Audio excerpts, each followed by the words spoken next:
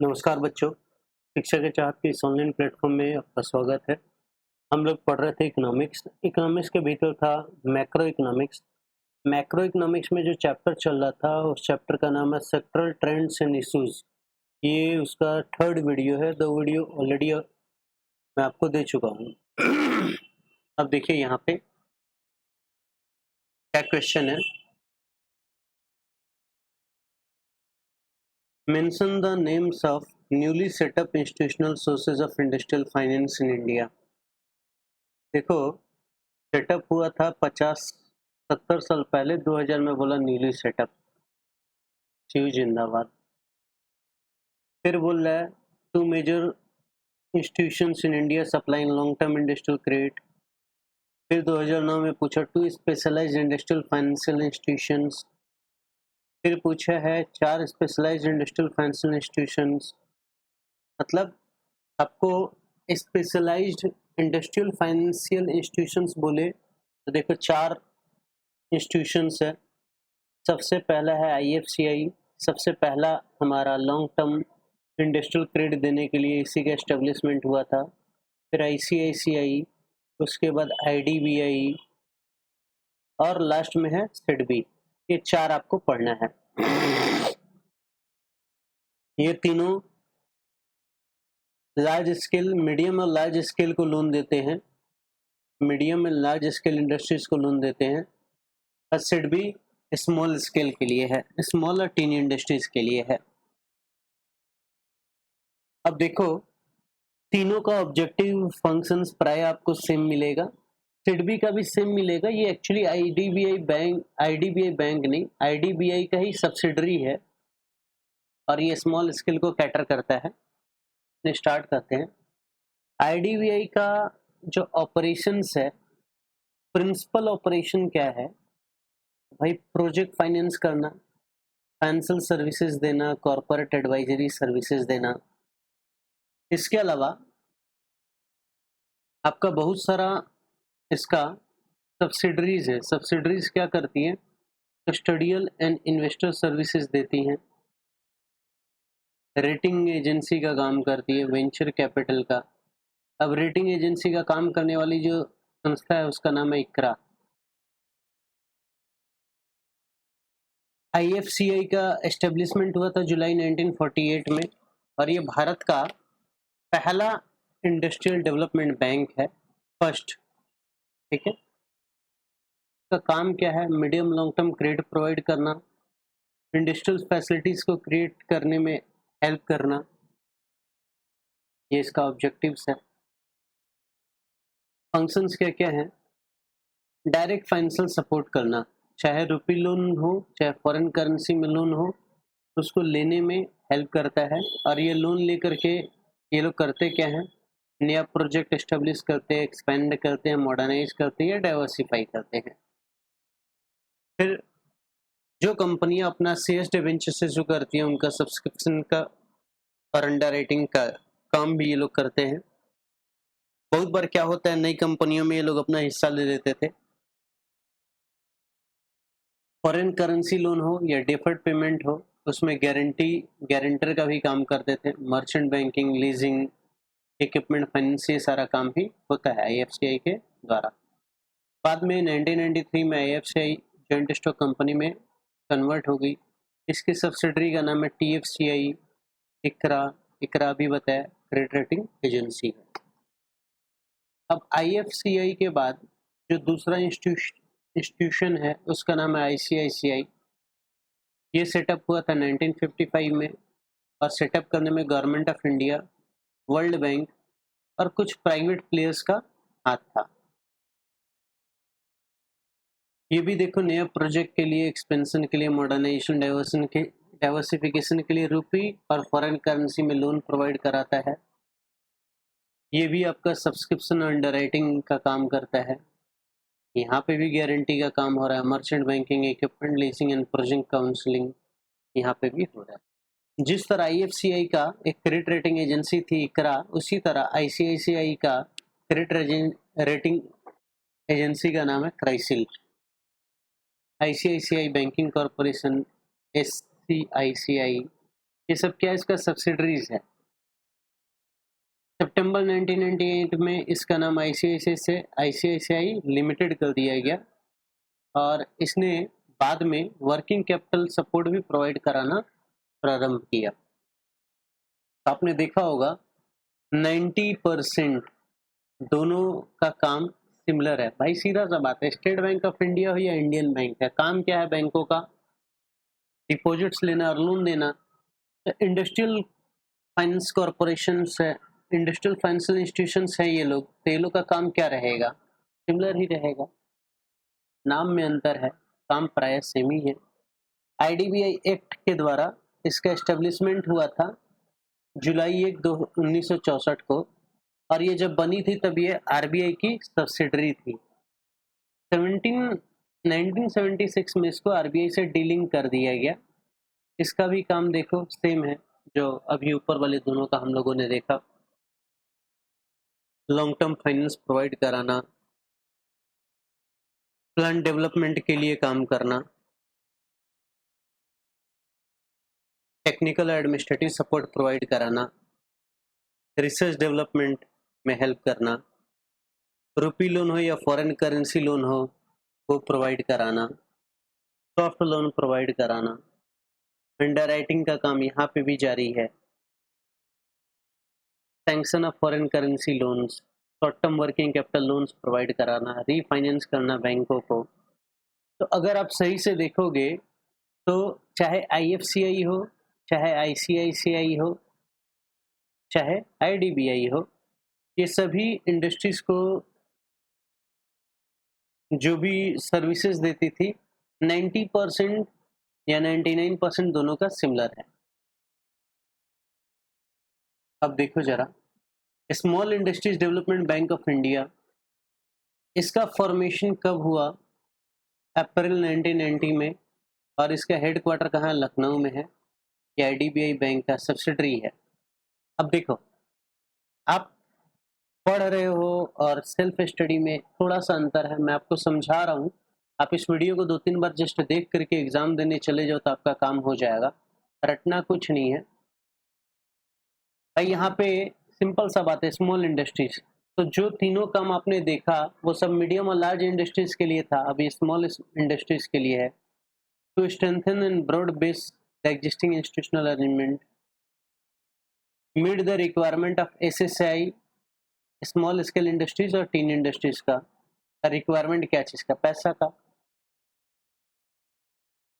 फिर एसआईडीएफ और एनईएफ का एडमिनिस्ट्रेशन करना, वर्किंग कैपिटल प्रोवाइड कराना, रीफाइनेंस सपोर्ट करना बैंकों को, डायरेक्ट फाइनेंस भी करते हैं और कोऑर्डिनेशन करना। यही सारा हम लोगों ने अभी पढ़ा था ऊपर, तो प्राय सिमिलर है, कोई ज़्यादा अंतर नहीं है। ऐसे भी आपके एग्जाम में एमसीक्यू आएगा, आपको टेंशन लेने का दरकार नहीं है, सिर्फ वन वर्ड एसोसिएशन आपके लिए काफ़ी होता है। अब देखो, दो बातें हैं, एक है एफडीआई और एक है एफपीआई, फॉरेन पोर्टफोलियो इन्वेस्टमेंट। क्या अंतर है दोनों में? एफडीआई में कोई भी कंपनी भारत में आएगी, अपना फैक्ट्री सेटअप करेगी या किसी दूसरी फैक्ट्री को खरीद लेगी या किसी के संग कोलैबोरेशन करेगी, उसको चलाएगी, उसके ऑपरेशंस को कंट्रोल करेगी। लेकिन एफपीआई फॉरेन पोर्टफोलियो इन्वेस्टमेंट में क्या होता है, ये लोग को इससे मतलब नहीं है, विदेश से पैसा आता है लेकिन ये सिर्फ शेयर मार्केट तक ही लिमिटेड रहता है, शेयर्स में, डिवेंचर्स में, वहीं तक लिमिटेड है, उससे ज़्यादा इसको कोई मतलब नहीं है। तो फॉरेन डायरेक्ट इन्वेस्टमेंट, जैसे मारुति सुजुकी का नाम सुना होगा, इसमें सुजुकी मोटर्स ने मारुति को खरीद लिया और वो उसका ऑपरेशंस को भी कंडक्ट करती है। हीरो होंडा के बीच में कोलैबोरेशन हुआ था तो दोनों मिल के काम करते थे। अभी क्या है,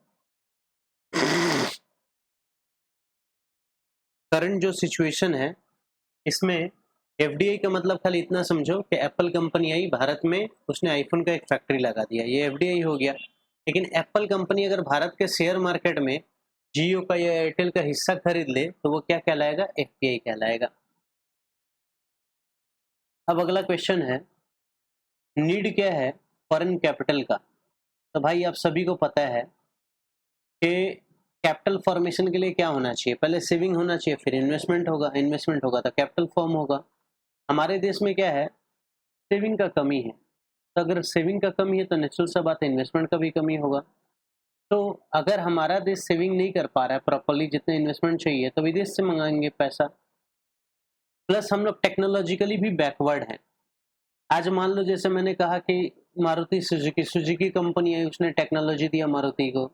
हीरो होंडा होंडा कंपनी है, उसने टेक्नोलॉजी दिया हीरो को। या आईफोन अब इंडिया में ही बनना चालू हो गया, सैमसंग भी अपना इंडिया में फैक्ट्री लगा चुका है, वो टेक्नोलॉजी भी इंडिया में आएगा ना।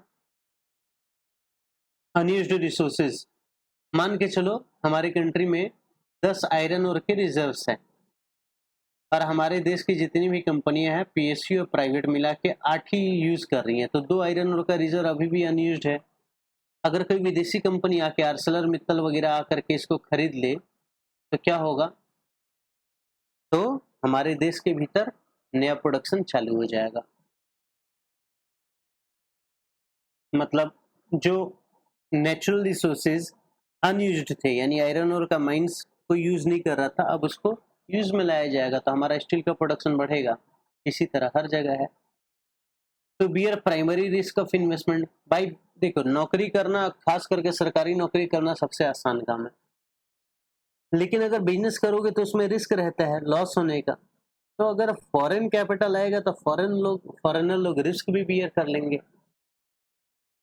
Creation of basic economic infrastructure, भाई रेलवे का बात करो, इरिगेशन का बात करो, इलेक्ट्रिसिटी का बात करो, ट्रांसपोर्ट का बात करो, या ब्रिजेस का कंस्ट्रक्शन का, या बहुत सारी चीज़ों का बात करो, हमारे देश में इतना पैसा नहीं है कि हम लोग वहाँ पे लगा पाए।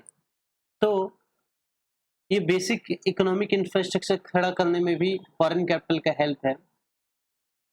अब जैसे मैंने अभी एग्जांपल दिया कि एप्पल अपनी फैक्ट्री लगा रही है, सिर्फ $10 बिलियन उसने इंडिया में इन्वेस्ट किया।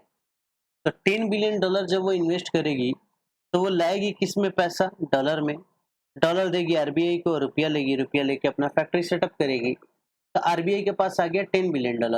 अब भारत में क्या हुआ, $100 बिलियन का मान लो हम लोग इंपोर्ट कर रहे हैं और 80 का एक्सपोर्ट कर रहे हैं, तो हम लोग का शॉर्टफॉल कितना का है, $20 बिलियन। अब ये पेमेंट तो हमको डॉलर में ही करना है, तो वो डॉलर भी कहाँ से मिल जाएगा, यहाँ से मिल जाएगा। तो फॉरेन डेफिसिट जो है, फॉरेन ट्रेड का जो डेफिसिट है वो भी यहाँ से फुलफिल हो जाएगा। इसको आपको पढ़ना नहीं है, इग्नोर करो। फॉरेन कोलैबोरेशन क्या होता है, अभी जो मैंने बताया, यहाँ पे वन वर्ड एसोसिएशन आपके लिए इम्पोर्टेंट है। मैंने अभी नाम लिया मारुति सुजुकी,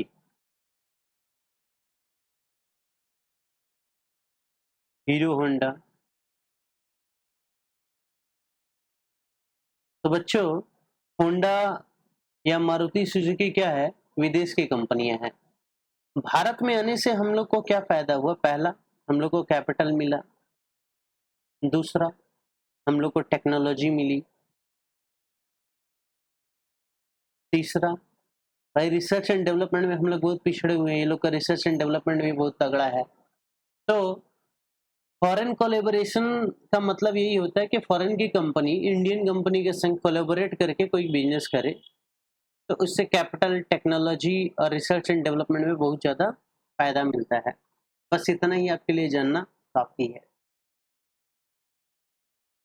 अब ये क्वेश्चन आया था 1999 में कि फॉरेन कंपनीज के आने से हमारे इकोनॉमी पे क्या इम्पैक्ट पड़ता है, आप उसको बताओ।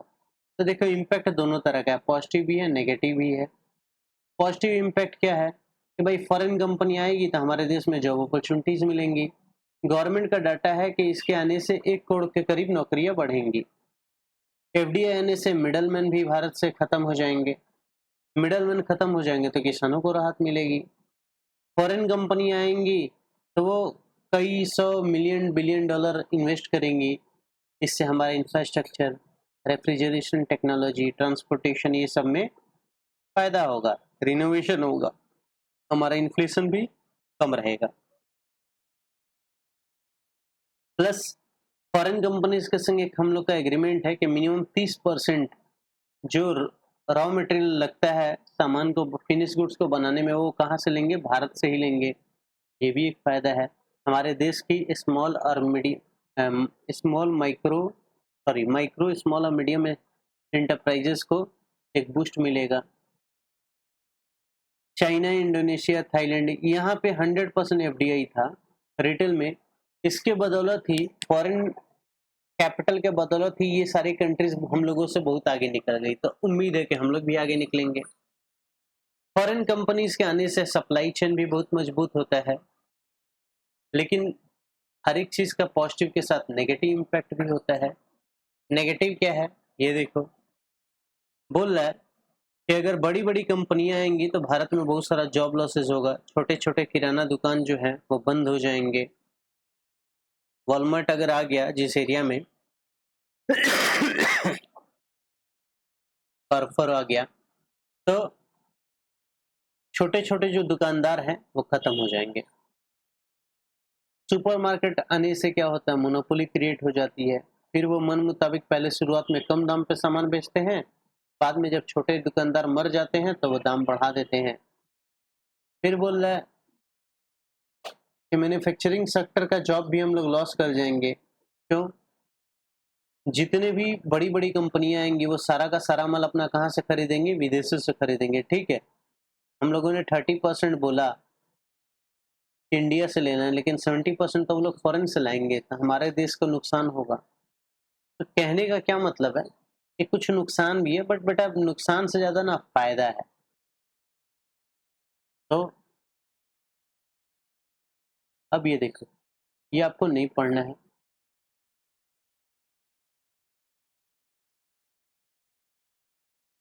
इंडस्ट्रियल डिक्लेरेशन क्या होता है बच्चों? इंडस्ट्रियल डिक्लेरेशन का मतलब हुआ कि मान लो आपके जीडीपी में नेगेटिव ग्रोथ हो या बहुत कम हो, से 0.2% से आपका जीडीपी ग्रोथ करे, या माइनस में -5% ग्रोथ करे, तो इसी को बोलते हैं इंडस्ट्रियल डिक्लेरेशन। ये बहुत सारे कारणों से हो सकता है। मान लो कि इस साल आपका एग्रीकल्चर टोटल फेलियर हो जाए, इलेक्ट्रिसिटी का शॉर्टेज हो जाए, ट्रांसपोर्ट का प्रॉब्लम हो जाए, लेबर अनरेस्ट हो जाए, पब्लिक सेक्टर फेल कर जाए, प्राइवेट इन्वेस्टमेंट ही ना हो, इनकम और वेल्थ में इनइक्वालिटी हो, तो ये सारा कारणों से क्या होता है, इंडस्ट्रियल डिक्लेरेशन होता है। मैं आपको जो भी समझाऊंगा रीजंस, तो कोरोना को लेकर के समझा रहा हूँ। कोरोना होने से क्या हुआ, लॉकडाउन हुआ। लॉकडाउन होने से क्या हुआ, हम लोग सब घरों में बंद हो गया। घर में बंद हुए तो क्या हो गया, डिमांड खत्म हो गया। डिमांड अगर डिक्लाइन होगा, खत्म नहीं हुआ, डिक्लाइन हो गया। हम लोग बाहर निकलते थे तो जो जितना डिमांड करते थे, घर में बैठे बैठे डिमांड तो हमारा कम हो गया। डिमांड अगर कम होगा तो रिसेशन आ जाएगा मार्केट में। तो ये दो कारण आपको समझ में आ गए होंगे। अब देखो,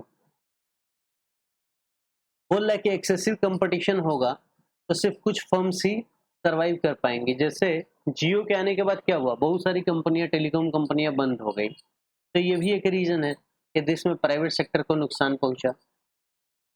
एरेटिक सप्लाई ऑफ इनपुट्स, बहुत बार क्या होता है, हमको जो सामान बनाना है उसका रॉ मटेरियल सप्लाई के ऊपर हमारा कंट्रोल नहीं होता है, सप्लाई बाहर से कंट्रोल होता है। तो ये जो सप्लाई बाहर से कंट्रोल हो रहा है, सप्लाई ही अगर कम हो जाएगी तो क्या होगा। जैसे आप लोग को पता है, कोरोना और कोविशील्ड, ये दो वैक्सीन है। इसका डिमांड इंडिया में 300-400 करोड़ बोतल्स का है, लेकिन इसका रॉ मटेरियल कहाँ से आएगा, अमेरिका से आएगा, और अमेरिका रॉ मटेरियल दे नहीं रहा है, तो हमारे देश में उसका उतना सप्लाई भी नहीं हो पा रहा है। फिर गवर्नमेंट पॉलिसीज है। गवर्नमेंट पॉलिसीज में क्या है, गवर्नमेंट का कंट्रोल, गवर्नमेंट का रेस्ट्रिक्शन, तरह तरह का गवर्नमेंट रेस्ट्रिक्शन लगा के रखती है। इसके चलते भी हमारा प्राइवेट सेक्टर आगे नहीं बढ़ पाता है। कुछ अनफोर्सिन सर्कमस्टेंसेज है, लाइक सूखा, बाढ़, भूकंप, एक्सीडेंट, वॉर, ये सब के चलते भी देश का इंडस्ट्रियल ग्रोथ नहीं हो पाता है। क्वालिटी प्लानिंग बहुत बड़ा रोल करता है, आपका प्लानिंग ही गड़बड़ है। इनकम्पिटेंट एंटरप्रेन्योर्स, जैसे आपने नाम सुना होगा हिंदुस्तान मोटर्स का। हिंदुस्तान मोटर्स का बर्बाद होने के पीछे उसका मालिक सीके बिरला सबसे ज़्यादा जिम्मेदार था। वो इनकम्पिटेंट पर्सन था जो इस कंपनी को चला नहीं पाया और देश की नंबर 1 कंपनी को बंद करा दिया। जब आपका एंटरप्रेन्योर ही इनकम्पिटेंट होगा तो मैनेजमेंट में ही प्रॉब्लम आएगी, फाइनेंशियल प्रॉब्लम होगा, लेबर अनरेस्ट होगा और आपकी कंपनी पूरी तरह से बर्बाद हो जाएगी, देश के इंडस्ट्री को बहुत ज़्यादा नुकसान पहुंचेगा। बच्चों, यहाँ पे ये चैप्टर खत्म हुआ। मिलते हैं अगले वीडियो में।